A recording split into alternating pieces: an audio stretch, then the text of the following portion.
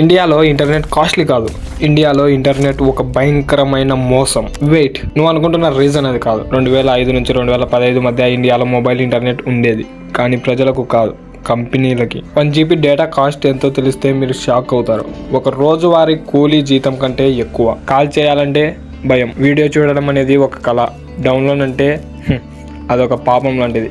ఇది టెక్నాలజీ సమస్య కాదు, ఇది నియంత్రణ సమస్య. ఇండియా కనెక్ట్ అయింది అనుకుంటాం, కానీ కాదు. టెలికాం కంపెనీలు ఒక ఆట ఆడుకున్నాయి. నువ్వు గమనించలేదు, కానీ వాళ్ళు పోటీ పడటం లేదు, వాళ్ళు ఒప్పందం చేసుకున్నారు. ధరలు దాదాపుగా ఒకేలా, సర్వీసు దారుణంగా, నైట్ పూట స్లోగా, కస్టమర్ సైలెంట్. ఎందుకంటే ఎక్కడికి వెళ్తావు? ఇది మార్కెట్ కాదు, ఇది క్లబ్. మధ్యతరగతి మాత్రమే కాదు, పేదవాడిగా ఇంటర్నెట్ అనేది అవసరం కాదు అనే నమ్మకం. వాళ్ళకి ఇంటర్నెట్ ఎందుకు అనే ఆలోచనలో ఉండేవారు. వాళ్ళు నేను కస్టమర్గా కాదు, బందీగా చూశారు. ఇక్కడే మోసం జరిగింది. టెలికాం కంపెనీలు చెప్పింది ఒకటి, చేసింది ఇంకోటి. నెట్వర్క్ ఖర్చు ఎక్కువ. అసలు నిజం ఏమిటంటే వాళ్ళు ఇప్పటికే లాభాల్లో ఉన్నారు, కానీ ధరలు తగ్గించలేదు. ఎందుకంటే నీకు వేరే ఆప్షన్ లేదు. ఇది ఓపెన్ మార్కెట్ కాదు, ఇది స్లోగా నడిచే దోపిడీ. మరి ప్రభుత్వానికి తెలుసా అంటే తెలుసు, కానీ ఎవరు పట్టించుకోరు. అలాంటి టైంలో ఒక కంపెనీ ఈ గేమ్లోకి ఎంటర్ అయింది. ఆ కంపెనీ వచ్చి ఒక పిచ్చి పని చేసింది. అదేంటంటే free call, free data, free roaming, free.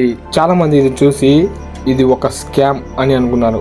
రెండో రియాక్షన్ ఏంటంటే ఇది నిలబడదు అనుకున్నారు. మూడో రియాక్షన్ భయం. ఎందుకంటే ఇది ధర యుద్ధం కాదు, ఇది నియమాల యుద్ధం. జియో ఒక ప్రశ్న అడిగింది, ఇంటర్నెట్ లగ్జరీనా లేదా హక్కా? ఇండియా సమాధానం ఇచ్చింది, డేటాతో. వాళ్ళు డబ్బు కాదు, సమయాన్ని కాల్చారు. జియో లాభం కోసం రాలేదు, అది స్పష్టంగా కనిపించింది. వాళ్ళు బిలియన్లు కాల్చారు, ఏడాది కాదు, 2 ఏళ్ళు కాదు. ఎందుకు? ఎందుకంటే ఇది టెలికాం కాదు, ఇది ఇండియా యొక్క డిజిటల్ రీవైరింగ్. ప్రజలు మొదటిసారి యూట్యూబ్ తెరిచారు, గూగుల్ వాడారు, ఆన్లైన్ పేమెంట్స్ ప్రయత్నించారు. వాళ్ళు వినియోగదారులుగా మారలేదు, డిజిటల్ మనుషులుగా మారారు. ఇక్కడే నిజమైన కథ స్టార్ట్ అయింది. జియోకి అసలు డబ్బు కాల్స్లో లేదు, డేటాలో లేదు.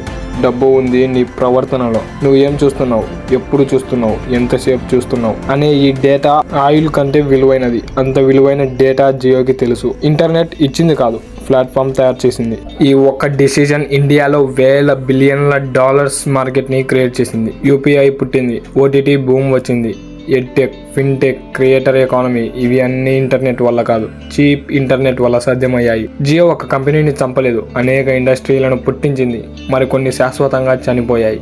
ఇది నెట్వర్క్ కథ కాదు, ఇది పవర్ కథ. ఇండియాలో పవర్ ఎవరి చేతిలో ఉండాలో మార్చిన కథ. ముందు కంపెనీల చేతిలో, ఇప్పుడు యూజర్ చేతిలో. కానీ ఒక నిజం గుర్తుపెట్టుకో, ఫ్రీ అనేది ఎప్పుడూ ఫ్రీ కాదు. నువ్వు డబ్బు ఇవ్వకపోతే నువ్వే ప్రోడక్ట్ లా మారుతావు. జియో ఇండియాను కనెక్ట్ చేసింది, కానీ ఒక కొత్త ప్రశ్న వదిలింది, డిజిటల్ పవర్ ఎవరి చేతిలో ఉండాలి? ఆ ప్రశ్నకి ఇంకా సమాధానం లేదు. ఇలాంటి మరిన్ని వీడియోస్ కోసం మన ఛానల్ ని సబ్స్క్రైబ్ చేసుకోండి. ఈ వీడియో మీద మీ ఒపీనియన్ ఏంటో కింద కామెంట్ సెక్షన్ లో కామెంట్ చేయండి.